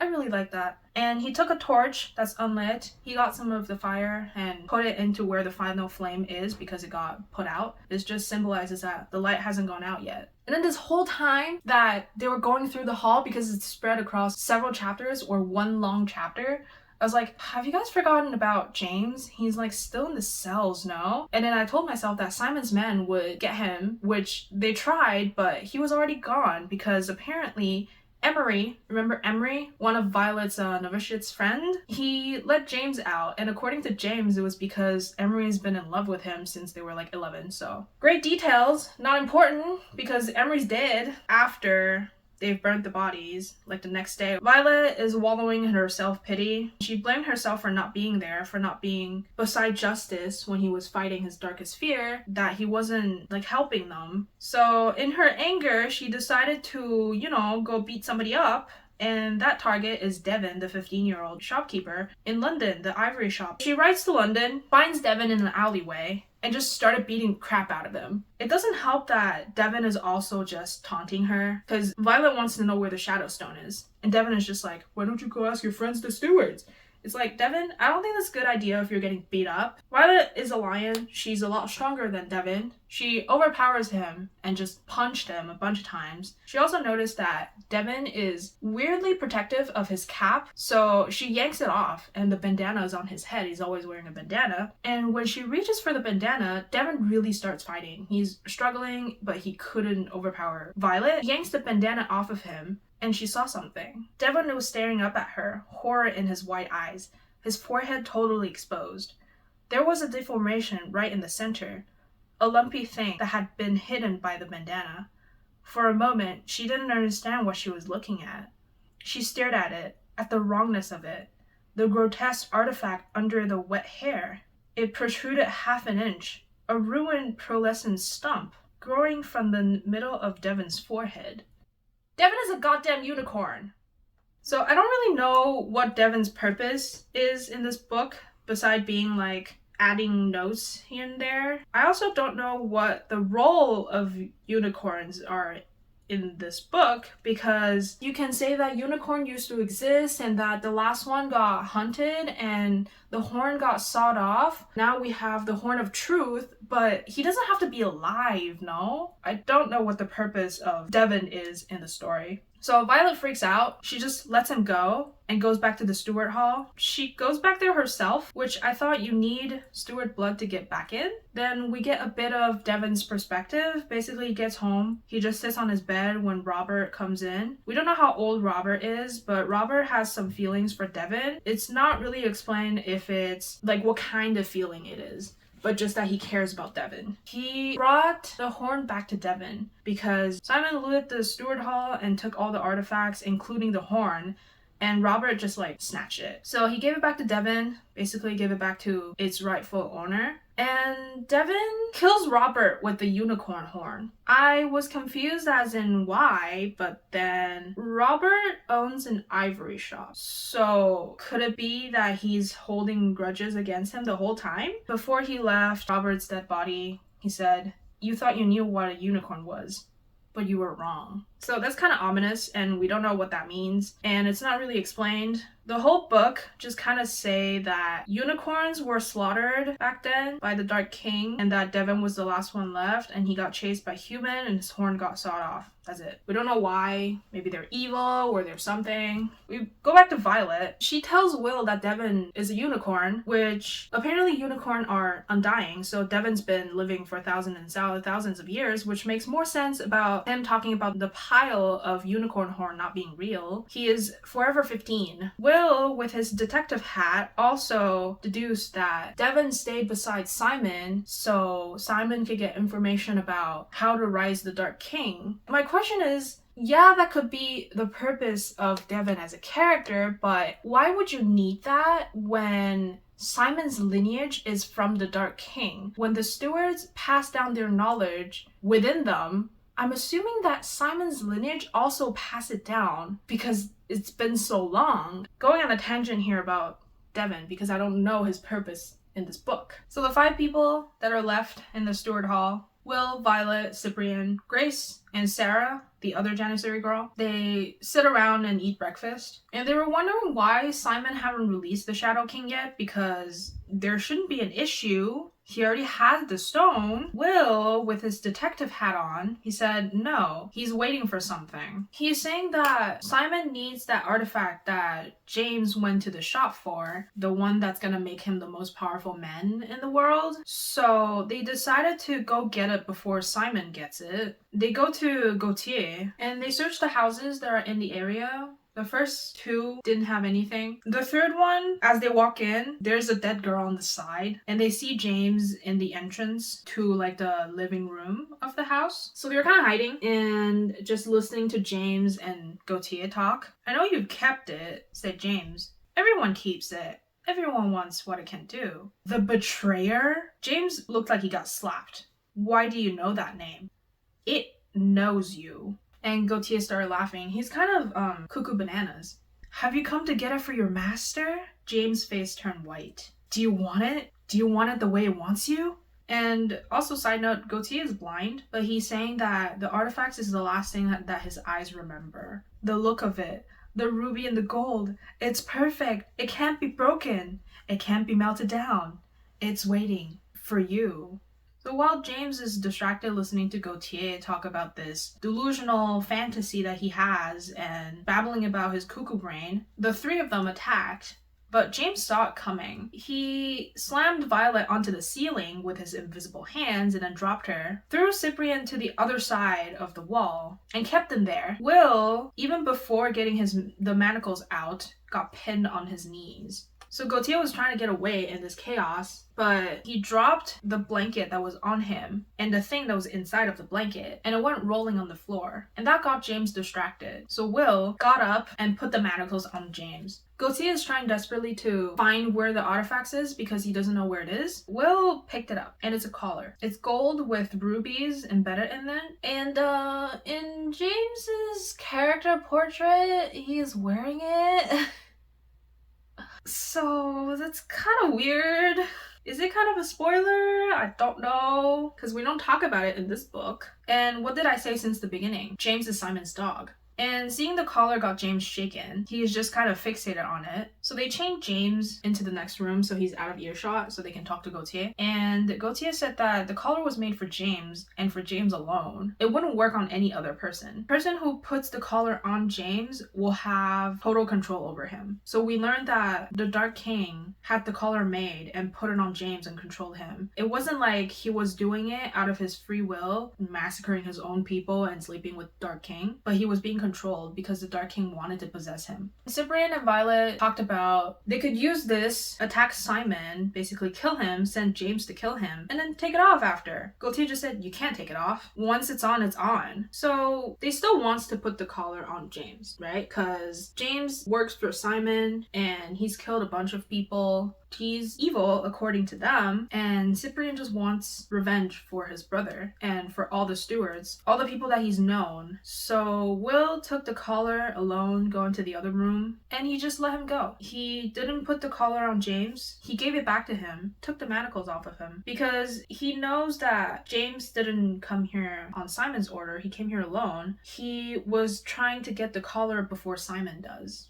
So we mentioned earlier that James got found out 6 years ago when he was 11 by the stewards that he's a reborn, so he escaped. And after he escaped, he had nowhere to go, so he needed somebody to protect him. And that somebody in his eyes were Simon, I guess. Simon took him in, took care of him. James thought that he could trust Simon, but then he learned about the collar a year later and realized that Simon was like anybody else. They just wanted to possess him. So he's been doing Simon's bidding and trying to find the collar. So again, Will feels bad for him because he's been controlled, and he's never had free will, but it doesn't make sense with like the plot twist at the end, and I'll touch up on it when we get there. But I don't know, unless we don't know what truly happened in the past, because we don't. The knowledge that we have and the stories that we have now are passed down from the ancient war. Well, I guess that's where Devin comes in, but he also doesn't know much, so it makes no sense. Anyway, Cyprian is pissed because they could have used James to get back at Simon, and And Will didn't do that. They decided they just have to go back to the Stewart Hall and explain it to the Janissaries girls. When they get to the Stewart Hall, outside in the marsh, guess who's there? Catherine and Elizabeth. Catherine heard something unsettling from Simon when he was visiting the house since he's in London for business. I don't think she was meant to hear this, but she eavesdropped that Simon has killed some ladies and that he needed to kill more. He had to kill all of them, that the blood wasn't enough. So we can assume that Simon was talking about the fact that he had to kill all that had the blood of the lady, that he needed to kill them and use the blood to open the Shadow Stone to release the Shadow Kings. So Cyprian and Violet come to the conclusion of, if they keep Will safe because he's the blood of the lady, Simon won't be able to open the Shadow Stone, right? But Will just has this image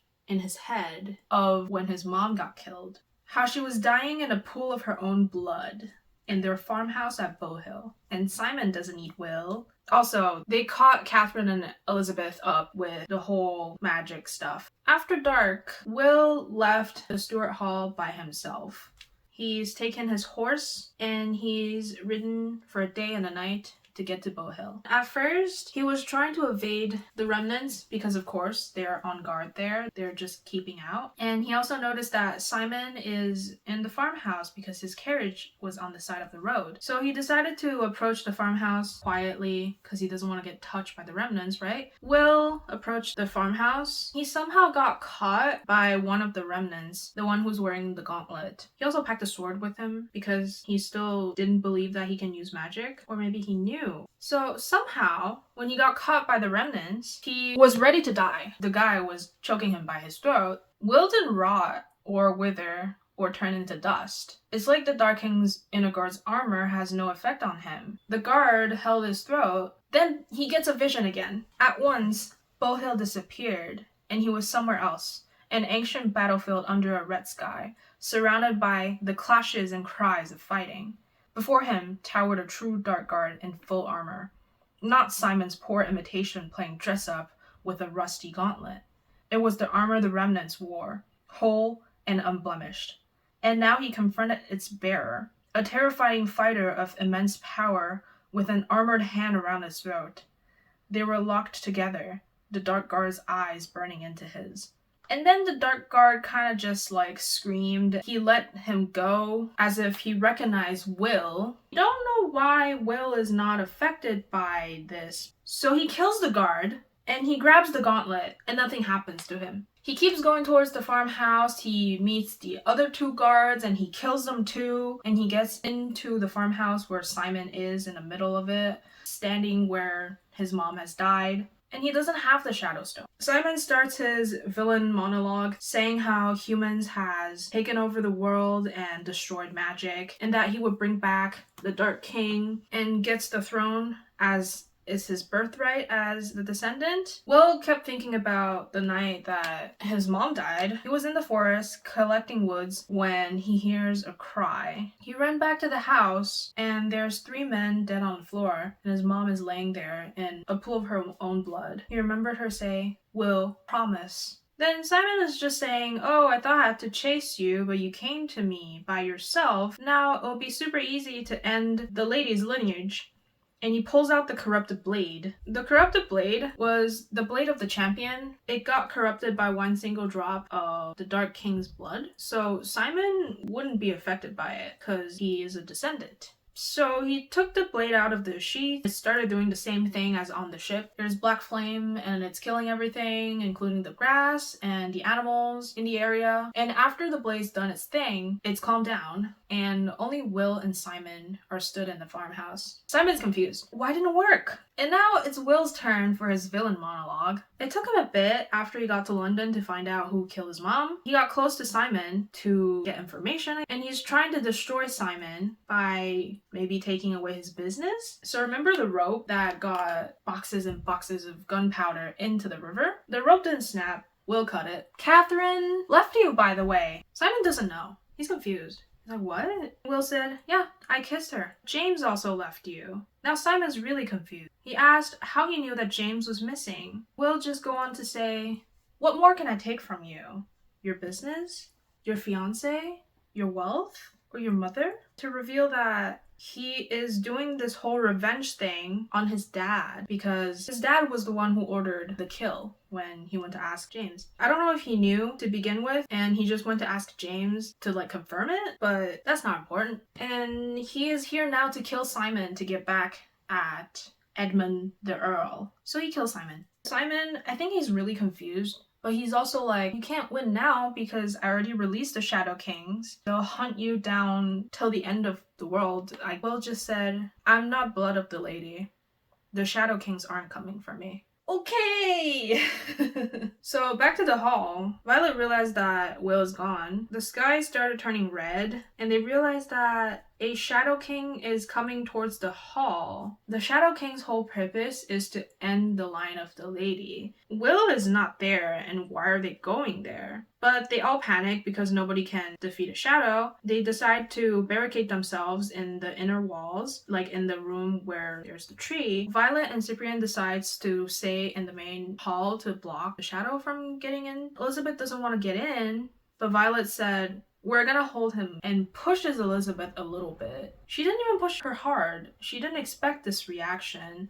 Elizabeth kind of stumbled with a cry and she touched the tree to like steady herself. The stone tree, that's the symbol of the lady, it lit up. So Will is actually not the blood of the lady. Elizabeth and Catherine are. Remember when Catherine kissed Will and the tree lit up? That was not Will. That was Catherine. Ugh, I hate this so much. Okay, change of plan. Violet wants Cyprian to bring Elizabeth and the two Janissaries out of the hall, and she's going to stall the Shadow King. First she was fighting with the sword, but the sword does nothing. It just went straight through the shadow. She's evading the attack, getting slashed here and there, realizing that that's how justice stalled and got a few minutes for the Elder Steward to get there. But there's no Elder Steward to get there. She just needs to buy enough time for Cyprian to get the girls out. She evaded the attacks, but she couldn't anymore when she just exhausted. In her desperation, her sword is gone and the attack kept coming. She just grabbed the nearest thing and it's a blunt, broken shield and blocked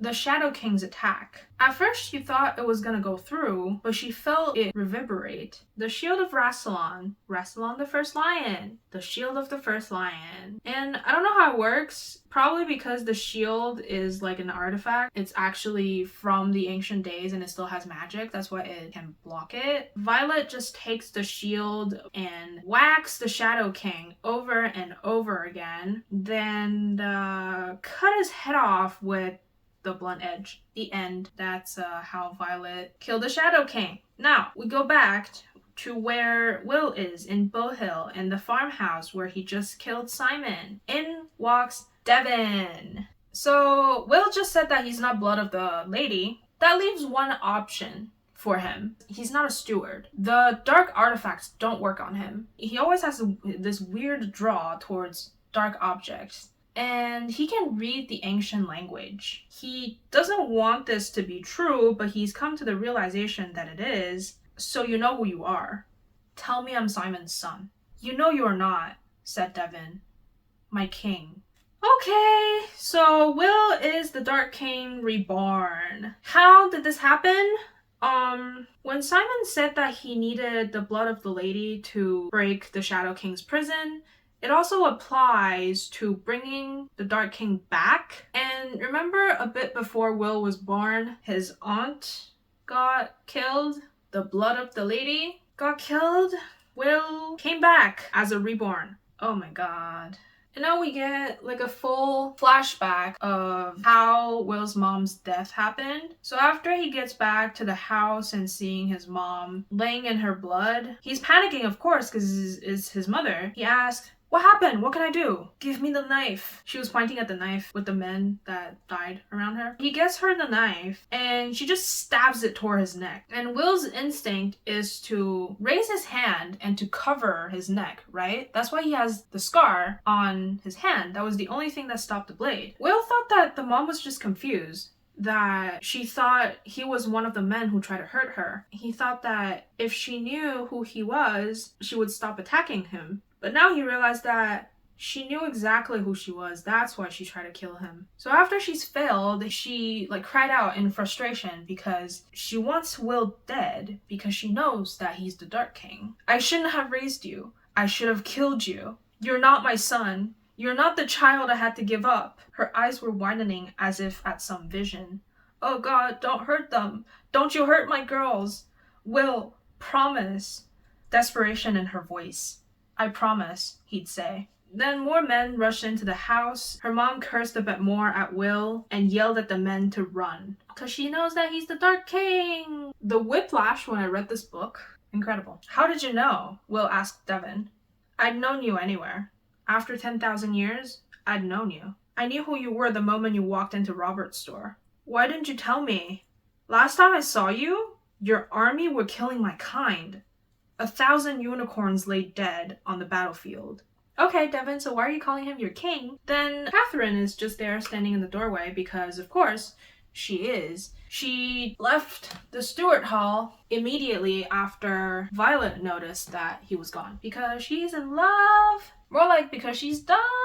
So she's heard everything. She's terrified of Will. He's trying to explain to her that he wouldn't hurt her. Essentially, Will is also in love with Catherine, and since he made a promise to his quote-unquote mother, who is Catherine and Elizabeth's mother, that he would protect the blood of the lady, he intend to keep that promise. But it's not getting across because he's the Dark King. There's this your past and your lineage determines who you are thing in the book. Will has shown nothing but kindness to Catherine throughout the whole book. And Catherine's also fallen in love for Will. So I don't know why she's I don't believe you, get away from me. You killed those people. He didn't. Simon did. And then the sky started turning red or gray, I forgot. And here comes the Shadow King. So Catherine's still in her disbelief. She's still taking in everything, still in shock. Will told the Shadow Kings to go back to their prison because he is their king and they will obey him. After this, Will is happy because he protected Catherine and he's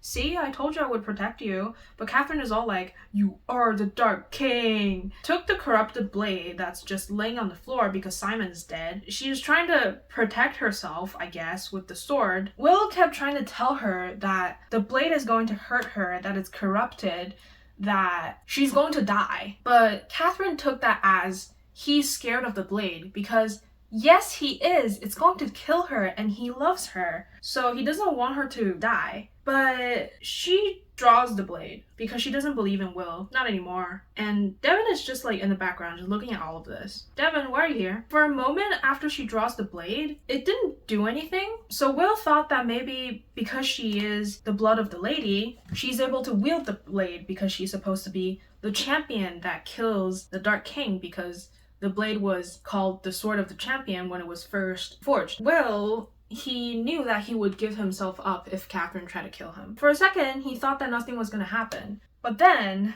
black tendrils began to creep up Catherine's hand where she held the blade out in front of her. Will?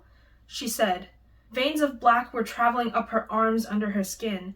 Will, what's happening? She was trying to let go of the blade and she couldn't, as the spidery black webbing raced towards her heart, then up her neck and face. The blade killed Catherine? I seriously don't know why Catherine is in this story. I guess it's a history rewrites itself situation because in the past the lady killed the Dark King, but they were said to be in love with each other. When the blade was forged, it wasn't corrupted. So when she killed him, the blood corrupted the blade is what I'm assuming happened. And in terms, I don't know if it killed her. It probably didn't because she had a child and started a lineage. But now, since the blade is corrupted, but the Dark King and the lady's fate still are tied together and they're drawn to each other and they fell in love with each other again, Catherine is destined, quote unquote, to kill Will, but she can't because the blade is messed up and in terms it killed her. So now Will is all sad because the girl that he loves is dead, and it's all because of him. And he enters in his depressed emo era, and he gets himself a bedroom in a inn. He's just contemplating his life when James walked in. James, after being let go by Will at Gautier's house, he went onto a soul-searching journey with his newfound freedom. For the first time, he's not controlled by anybody, and he doesn't really need anybody to survive. And he has this revelation that he's in love with Will, because Will is the only one that set him free when everybody else wanted to possess him. That is so ironic, because Will is the Dark King. It doesn't matter that he doesn't remember. He should have like the pull, the feeling of wanting to possess James. So I don't know why he is just like, I let you free, I need to send you away. Will is also in this weird move that he doesn't want James to stop. He knows that he should send him away, but there's this tension between them. And James is basically confessing his love to Will. It's like the world was a blur. No one else was in focus until you. I'm here to follow you. Will said, of course you are. And that's the end of the book. How is that the end of the book? There's no conclusion for the other characters. Violet passed out. Cyprian's gone. Well, Catherine is dead, we know that. There's no conclusion. So that's a roller coaster of emotional damage. There's still a lot of questions that we don't know about Will, which I think will be explained in the second book, I hope. C.S. Pacat, please. I need explanation. Like, why can't Will do magic if he's the Dark King and James can? They're both reborns. They both should be able to do magic. And remember when he was locked in the cell with Violet that he was like obviously weaker than Violet? That was because he's the Dark King, and that the artifacts that are supposed to be suppressing magic is working really good on him. Yeah, with James, it's so confusing, because did the Dark King really love him? I feel like all the what the fuck happened at the end of the book, it's kind of just like you learn something and you're like, oh, that makes sense, and then you keep going through the book and you're like, wait, that doesn't make sense anymore. Why is this happening? Oh, yeah, and if I haven't mentioned, James has no clue that Will is the Dark King. He thought that he is still blood of the lady, and he is babbling about how he's free and he get to choose, but Will's sitting there like, no, you're still drawn to the Dark King. You can't escape. But at the same time, he can't get himself to send James away. So there's just always this weird tension between them. I've been talking about this for so long. Thank you if you're still here. I don't know how many of you are gonna stay till the end, but really, thank you so much if you're still here at the end.